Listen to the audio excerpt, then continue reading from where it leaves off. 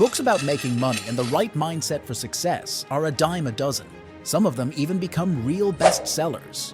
However, there is one book that puts all others in the shade. A book that can rightly be called the granddaddy of all self-improvement books. It has probably sold 20 million copies. Unbelievable, isn't it? The book was written by Napoleon Hill and is called Think and Grow Rich. Have you ever heard of it? The book is so successful that it is still being sold today, even though the first edition was published in 1937. So it will soon be celebrating its 90th birthday. But what makes this classic so special? And more importantly, can you still learn something about success from the book today? Let's dive into the crazy history and the content of Think and Grow Rich and find out. In this video, I'll explain why the book is so special and tell you whether the Think and Grow Rich formula for success can still be used today. Despite its success, the book is controversial. This is mainly due to its author. Before he became a superstar with Think and Grow Rich, Napoleon Hill was accused of fraud. He was considered unreliable and dishonest. His successful book was a turning point in his life, the beginning of something better. But is that really true? Things get a little bit crazy here because, in fact, there are also allegations of fraud surrounding the creation of Think and Grow Rich. Napoleon Hill claimed that he was commissioned to write the book by Andrew Carnegie. Have you ever heard this name? Andrew Carnegie was one of the richest and most famous people in the world at the time and was regarded as a financial genius among entrepreneurs. So when he commissioned an author to write a book about getting rich, it's a bit like Elon Musk or Bill Gates doing it today. Allegedly, Carnegie wanted Napoleon Hill to analyze the success methods of around 500 millionaires and incorporate them into the book in order to find the definitive solution to getting rich. Sounds well-founded and serious at first, doesn't it? The only problem is that there is no evidence at all that Hill ever really spoke to the millionaires. His claim that he was commissioned by Carnegie is also probably a lie. He only claimed it publicly after Carnegie died, so that the billionaire could not comment on it. Carnegie's biographers have never found any evidence that Carnegie ever spoke to Hill or even knew him. So is Hill's book a big fraud? Or does the content still make sense? Let's now take a look at the rules for getting rich Napoleon Hill laid down. Think and Grow Rich consists of 13 rules that are supposed to be the basis for any success. Hill himself calls them steps to riches. This video will also follow this structure now. You will hear the 13 steps, and we will have a look what psychology research has to say about it. Number 1 is desire. Hill claims the starting point of all achievement is a strong desire. He emphasizes that this desire must be focused, intense, and clear. This is actually in line with psychology research. Research supports that clear, well-defined goals can enhance motivation and performance. So keep that in mind for your business activities. Make sure what your goals are and try to stay focused. Number 2 is faith. Hill thinks belief in one's ability to achieve their goal is crucial. He suggests using positive affirmations to build this belief. This is also a very useful rule because the concept of self-belief relates to self-efficacy, a well-researched area in psychology. Studies show that people with high self-efficacy are more likely to succeed in various endeavors. Number 3 is autosuggestion. According to Hill, this concept refers to influencing the subconscious mind through repeated thoughts and affirmations, helping to manifest one's goals. This aligns with the concept of affirmations in psychology. However, the effectiveness of affirmations is mixed in scientific literature. Some studies suggest they can be beneficial for certain individuals, while others find them ineffective or even counterproductive for those with low self-esteem. So, this step to success is not set in stone, unlike the first two. Number 4 is specialized knowledge. Hill claims acquiring knowledge specific to one's goal is essential. However, more important than knowledge itself is how one uses it. This is probably the least controversial rule, and Hill's claim is widely supported. Expertise and specialized skills are known to be key factors in professional success. Number 5 is imagination. The imagination is the workshop where plans are created according to Hill. He distinguishes between synthetic imagination, which means arranging existing concepts in new combinations, and creative imagination, which is the development of completely new ideas.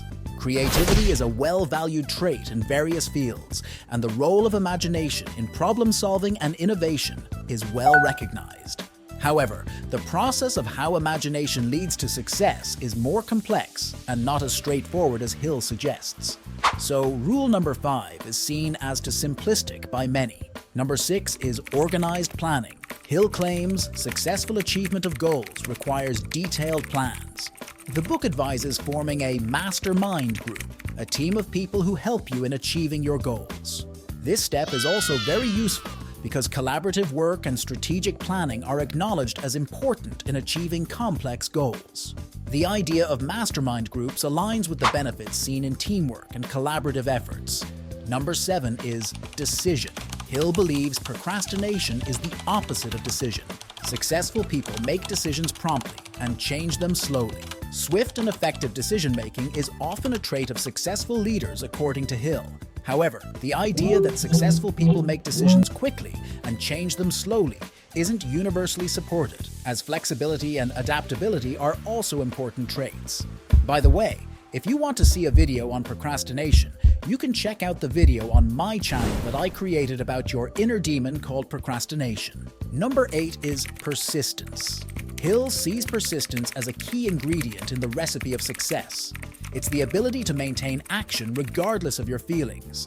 The role of persistence in success is supported by psychological research. However, this is tempered by the need for adaptability and the recognition that persistence in the face of certain types of failure may not always be beneficial. Sometimes, it's not good to be super persistent, because not every idea can be successful. Sometimes it is better to just move on instead of wasting time. Number 9 is power of the mastermind. Hill thinks this is the driving force. You should surround yourself with like-minded people who support and encourage you. Hill believed in the power of a group of like-minded individuals working together toward a common goal. This rule is also not very controversial, as the concept of synergy in groups is supported in organizational and social psychology. Number 10 is the mystery of sex transmutation. Hill discusses channeling sexual energy into creativity and productivity. This concept is one of the more controversial and less scientifically grounded aspects of Hill's philosophy.